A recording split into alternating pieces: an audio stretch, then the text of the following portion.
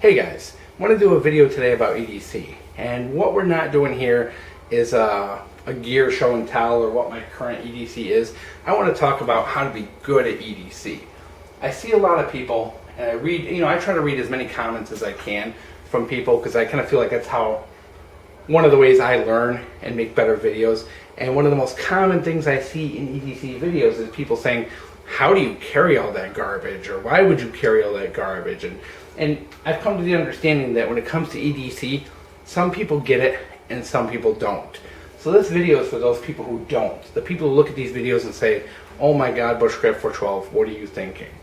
And what I want to talk about is how to be good at it, how to be successful, and how to work your way into it without overwhelming yourself. It's very easy, guys. If you're new to EDC and you put on a big multi-tool, a big knife, a lighter, a Swiss Army knife, a huge tactical pen, and a flashlight, you're going to overwhelm yourself. It's a lot of weight. It's a lot of things in your pocket.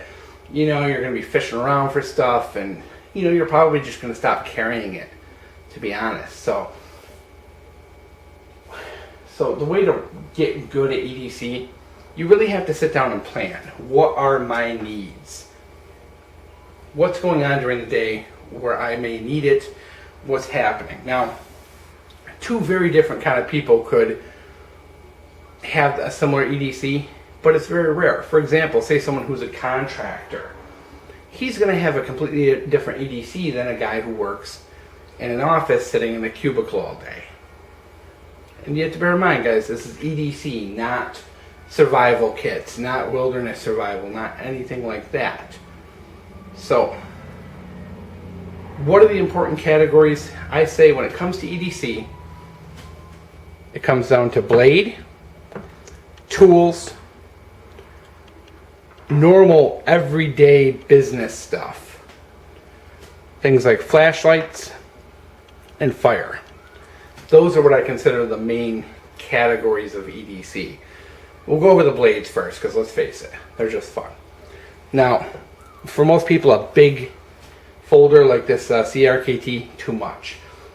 Some people are more comfortable with the little Victorinox. It's office friendly. You pull that out, nobody's going to say, hey, you can't have a knife in here. It's a Swiss Army knife. No one's going to really make a big deal about it. So, what are you using it for? For your average office warrior, you might just be cutting a couple of threads here and there on your clothing, maybe opening some envelopes or something like that.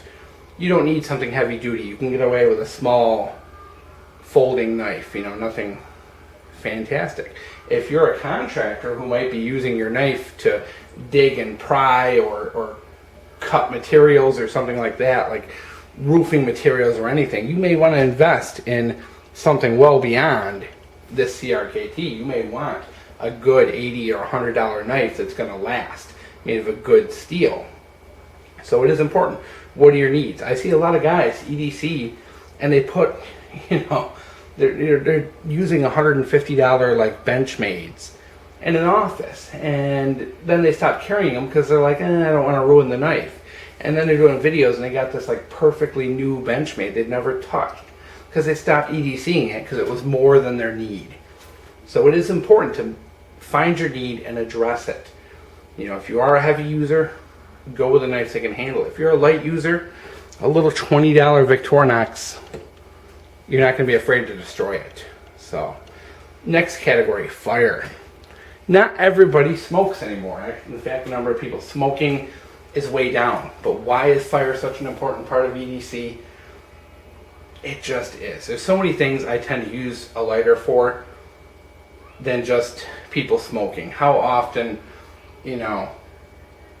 I end up having to seal something, or threading's coming out of something, so you kind of like melt the ends of something. I just seem to use lighters a lot. And not just for giving people a light, but it just seems like there's always something in the office that's breaking or broken, and just melting it a little bit to fix it helps, burning off some loose threads or something. It just seems to be really helpful in the office. Not to mention out of the office, if you are the kind of person who maybe goes and throws the old fly rod in the trunk and does a little fishing after work, having a lighter is a great thing. Not for everybody, I understand, but I kind of feel like it's one of those things you should have. You know, and of course, you can go down. You don't need to carry a big Zippo. You don't need to carry a Bic lighter with a lighter bro multi-tool on it. You could buy a little mini Bic or something like that and throw it in your pocket and be just fine with that. Next, kind of everyday business supplies. So I put this big tactical pen out there for that. Now this tactical pen may be fantastic for a guy who's in law enforcement or somebody who's outside who may need it for any kind of defensive situation as a backup to their other gear. But once again, for a guy in an office, that's kind of ridiculous. That's going to draw attention. People are going to, why are you carrying that big huge thing? You know, it's ridiculous. A normal pen might be fine for you. Just have it in your pocket, have a way to carry. But most of the time, it's better to invest in a nicer pen, something that's not going to break out, you know, like these cheapos. You know, the pocket clips tend to break, you know, they explode in your pocket. It's nice to invest in a good pen. It is the #1 tool most people use on a daily basis. In the office, you know, we walk around and everywhere you go, there's like a little dish with pens in it.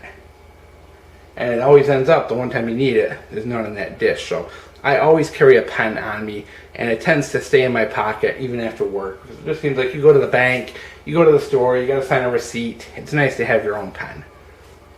Something, you know, I would say the pen is probably used more than anything else. But if you are an office person, I know a lot of people tend to carry, you know, things that, you know, aside from the pen, maybe a little notepad, maybe, you know, something similar to that. What are your needs throughout a daily basis? If there's something you find you tend to grab a lot, like little scraps of paper or something, maybe it's time to look into a little notebook or something like that. But it's always good to pay attention to what you do and what you use daily, and make sure you have it. And not just have it, but have something of quality that's going to last you and work for you, because the good quality is what's going to make you carry it every day. A cheap little Bic pen, first time one of these explodes in your pocket and you ruin a shirt or a pair of jeans, you're going to stop carrying it, you know, and then you're not going to carry a pen, and then you're not always prepared for everything. You spend the extra money and get something that fits your needs, that's a little more quality, you're more likely to carry it. Flashlights. For me, I'm all over the place all day. I could be in people's houses, I could be in court, I could be in a hospital, I could be anywhere. I find it very important to carry a little flashlight. It seems like I'm always dropping things or using it somewhere, either in the office or to and from the places I'm going to. Plus, you know, when it gets to be dark in the winter, it gets dark at like 4:30. Just such a handy thing to have when you're looking for things or anything, you know, problems with your car. So handy to have. You know, I go, you know, typically with either this Archer or this ThruNite. I just carry a very basic pocket flashlight. I tend to like a pocket flashlight over a keychain flashlight, because I think the pocket flashlight is a little easier to use, especially if you're in your car. You know, you don't want to have to take your keys out. Lastly, tools. For me, it seems to be very common working in an office that you're going to have shitty office furniture that you're going to have to fix. And you're going to have to fix your coworkers, and you know, you're going to be that guy who's always fixing things. For some people, something like this little tiny Gerber dime will be more than they'll ever need, and that's okay. For some people, that contractor, that police officer, they may want something a little bigger. They may want a Leatherman or one of the full-size Gerbers, and that's okay. The problem you run into is you're wearing this full-size Gerber in, you know, a nylon pouch on your belt. You got a big huge knife in your pocket, you got a lighter, you've got a, you know, a Victorinox, a huge pen, a huge flashlight. Every time you reach into your pocket, you're dumping all this stuff out because you're disorganized and all that. And then, you know, this is getting caught on your seatbelt and yanking and pulling, and you're ripping your holster, and that's where a lot of problems start with EDC. It's better off to be small and compact than it is to have more than enough. For me, I would rather be small and compact. So for me, you know, if I was looking, you know, I got a bunch of gear here laid out on the table. how do I combine this stuff down and make it a little bit easier on myself? Well, it's simple. Something like this Victorinox meets multiple needs. It has tools and a blade. Pen gives me a little self-defense option, and a flashlight.